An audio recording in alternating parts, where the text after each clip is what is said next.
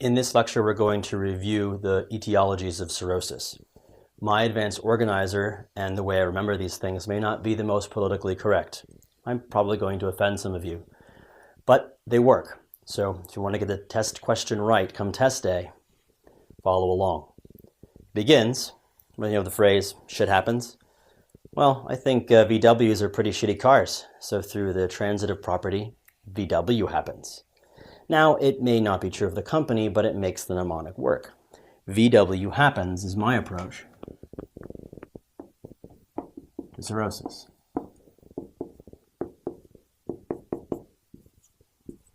And that stands for viral hepatitis, B and C, has to be chronic, Wilson's disease, hemochromatosis,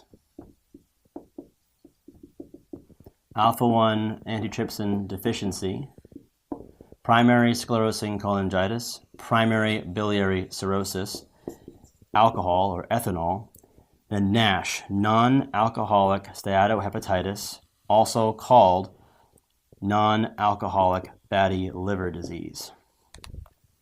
And then, because no mnemonic is complete without something like this, the S is for something else, because this is not an all-inclusive list. What I want you to do is be able to associate each of these diseases with the pathology, the patient presentation, the diagnostic step, and what to avoid, and then treatment. In regards to treatment, is it curative of the disease, or are you only treating the cirrhosis with a transplant? All of these diseases, once you reach the stage of cirrhosis, can be fixed with a transplant. By that I mean the cirrhosis can be fixed with a transplant. Some of these diseases are problems with the liver, and so transplanting the liver fixes the disease before the cirrhosis develops. Pay attention to that as well. Let's start off with the viral hepatitis. You have to have chronic inflammation.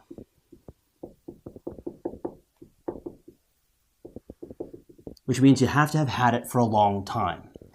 The patients that get hepatitis C are going to be those who use intravenous drugs. The people who get hepatitis B are people who have sex, particularly with prostitutes or sex workers. Yes, both of them are transmitted via blood. Yes, in Southeast Asia, there's vertical transmission of hepatitis B. But when you see a vignette, what I want you to think, hepatitis C, intravenous drug use, hepatitis B, sex workers, and blood transfusions for both. To diagnose hepatitis, and we'll talk more about this in the hepatitis lecture, you get the antibodies. You look for hepatitis C antibody or hepatitis B antibody. Now, because the hepatitis B incidence is so low in the United States, we don't really have very good therapies for it. It's much more prevalent in Southeast Asia. But hepatitis C, and especially in recent years, has gained a lot of attention. So we can now cure hepatitis C. It used to be ribavirin and interferon. Made people feel like crap. You had the flu for a year, and maybe you got it cleared. But now we have the direct acting antagonists, which can effectively cure hepatitis C. So if you have C, you're a good candidate, you get put on these drugs, you're cured of C, you never get the cirrhosis. And you can transplant them, right? Because it's cirrhosis. But transplant, I'm going to cross off for hepatitis, because if they have hepatitis C and you transplant them, the transplanted liver will get hepatitis C. So generally, you want to cure them of C before you transplant. All right, that's hepatitis. Let's talk about Wilson's disease. Wilson's disease is a problem with copper deposition. And where the copper goes will determine what symptoms the patient has. In Wilson's disease, you'll have deposition in the basal ganglia. This leads to chorea. You'll have deposition in the liver. That leads to cirrhosis. And you'll have deposition in the eyes, which leads to the Kaiser-Fleischer rings. The way this is going to be given to you on test day is it's a question about cirrhosis and there's a picture of an eye. It's Wilson's disease. There's only one of these diseases that can be diagnosed on eye exam. Or they're going to ask you to do the eye exam when they tell you something about copper. If they haven't given it to you already, the first test to do is a slit lamp. If you see the Kaiser-Fleischer rings, diagnosis is done.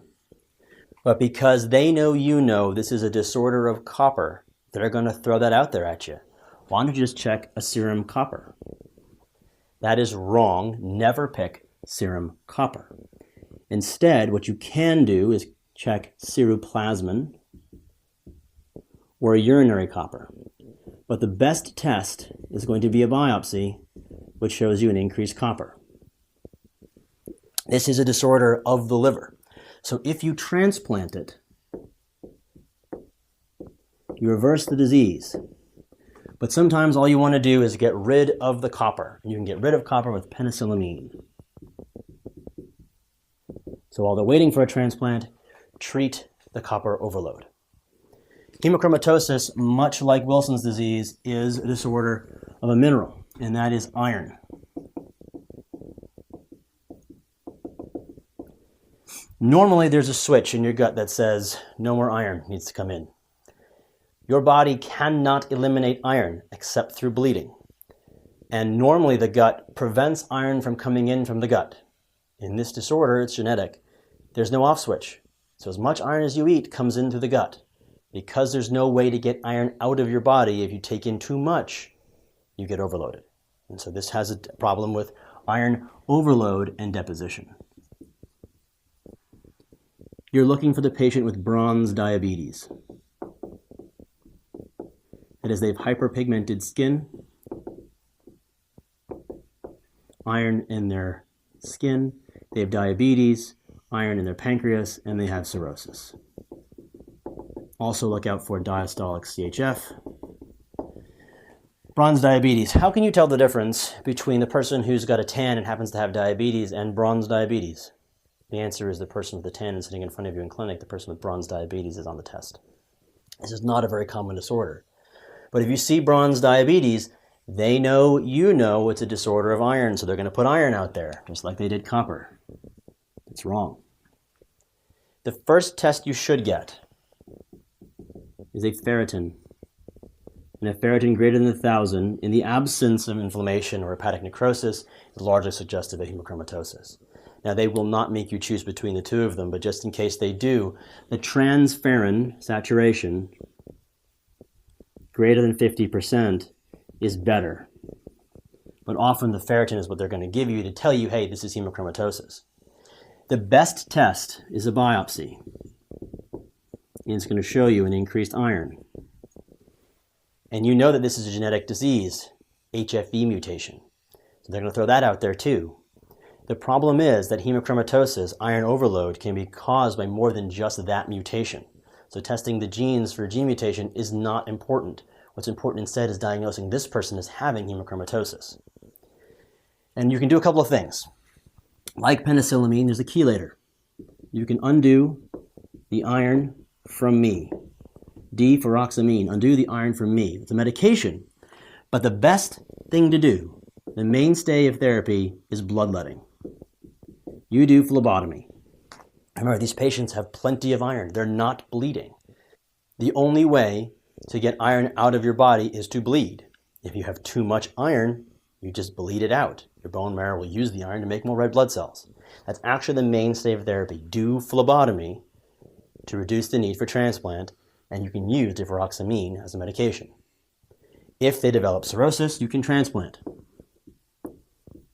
But the disorder is in the gut, not in the liver, so transplant will not cure the hemochromatosis, and the iron will redeposit in the new liver.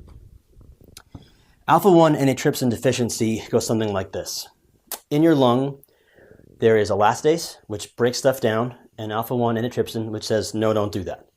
And what the idea is that, well, if you have nasty stuff in there, you want to break it down. But eventually you want to say, okay, there's no more nasty stuff, let the lungs be. In alpha-1 antitrypsin deficiency, alpha-1 antitrypsin can't get out of the liver where it's made. If it can't get out of the liver, it can't get to the lungs, which means the elastase goes crazy. So in alpha-1 antitrypsin deficiency, you have all the alpha-1 antitrypsin stuck in the liver. When you have accumulation of something in the body, it goes wrong. That leads to cirrhosis. the elastate's going crazy in the lungs, causes COPD. What you're looking for in alpha-1 antitrypsin deficiency is really young COPD with a small smoking history and cirrhosis. The diagnosis is made by biopsy, and you'll see PAS positive macrophages. The treatment is transplant. While the damage to the lung is already done, because it's a problem with the liver, you transplant this patient, you give them a new liver, the alpha-1 antitrypsin can get out, and you prevent further degradation of the lung. Now, PSC and PBC cause people a lot of trouble because they both begin and end with the same letter. So how do you tell them apart? I told you I was going to offend you. This is where it's going to happen. Not yet, but once we get to the PBC, you'll see what I mean. All right. Primary sclerosing cholangitis, PSC, dudes. Now, men, they go hunting. They kill the boar, they drag it back to the village, and they feed the tribe. They are not subtle. Not subtle means extrahepatic disease. You'll be able to see it. It is easy to spot. Men, not subtle, extrahepatic disease. They're going to present with pruritus, jaundice, a painless jaundice to differentiate it from gallstone disease, and they'll be 30 to 50 years old. One question they like to ask is its association with ulcerative colitis or inflammatory bowel disease in general. You will know that PSC is associated with ANCA. But even if the ANCA is negative, it can still be PSC, so don't pick ANCA. Remember, men, not subtle, extrahepatic disease, you should be able to see it on imaging. What you want to do as the first test is an MRCP, magnetic resonance imaging of the cholangiopancreatography, MRI of the biliary tree. What you'll see is beads on a string. If you see beads on a string on the MRI, you have the diagnosis and no biopsy is required. You do not have to do an ERCP. You can do the ERCP with the camera down the throat, up the duodenum, and then then take a piece. This allows you to get a biopsy. If you do get a biopsy, it will show onion skin fibrosis. The beads on the string are just a series of strictures. And you might think, well, I could just stent those open. Never stent PSC. The only treatment is transplant. And if you put a stent in, you do get temporary relief. The bile flows. You're not as yellow, not as jaundiced, you're not as itchy. But when the surgeon goes in there to try to reconnect the new liver, they've got a metal stent in there they have to deal with, and it makes the transplant harder. Don't stent PSC. If you need to treat with medications while they're awaiting transplant, ursodeoxycholic acid. All right, take PSC and compare it to PBC. PSC, men, not subtle, extrahepatic, imaging positive. PBC, chicks. PBC, primary biliary cirrhosis, B is for bitches. B is for bitches, women. Women are subtle, they're coy. Intrahepatic ducts. No association with UC inflammatory bowel disease. I told you I was going to offend you, but this works. B is for bitches, S is for sons of bitches. These women are going to present with pruritus, jaundice, and be between 30 and 50 years old. You are going to get imaging, and the imaging is going to be normal. No ducts will be dilated. There won't be beads on the string. Nothing will be positive. If you're savvy enough to spot it, you might get an AMA in order to try to diagnose it with serology. But the only way to diagnose this condition, because women are coy and it's intrahepatic, they're subtle, you have to get a biopsy. And the only treatment we have is transplant. You may not like it, but I bet it works. Now, if you're getting burned out, because this is a long lecture, I know, the last two are really easy. I did that on purpose. Alcoholic cirrhosis is caused by alcohol, chronic alcohol use. They're going to have a long history of alcohol use. You're going to say, hey, did you drink alcohol in your life? They're going to say yes. And you're going to say, well, you've got cirrhosis. You should probably stop doing that. And if they stop doing that, which is one of the criteria for a transplant is curative. And NASH and NAFL are essentially the waste paper basket. Yes, fat people get fatty livers, but NASH is really the thing that says, well, they have cirrhosis and they don't have any of these other things, so NASH. They didn't do anything, there's no history, everything else is negative, and they have cirrhosis anyway, so we need to transplant them. And of course, the S means there's something else because there's other things that can cause hepatic necrosis and more things that lead to chronic inflammation that leads to cirrhosis. That is cirrhosis.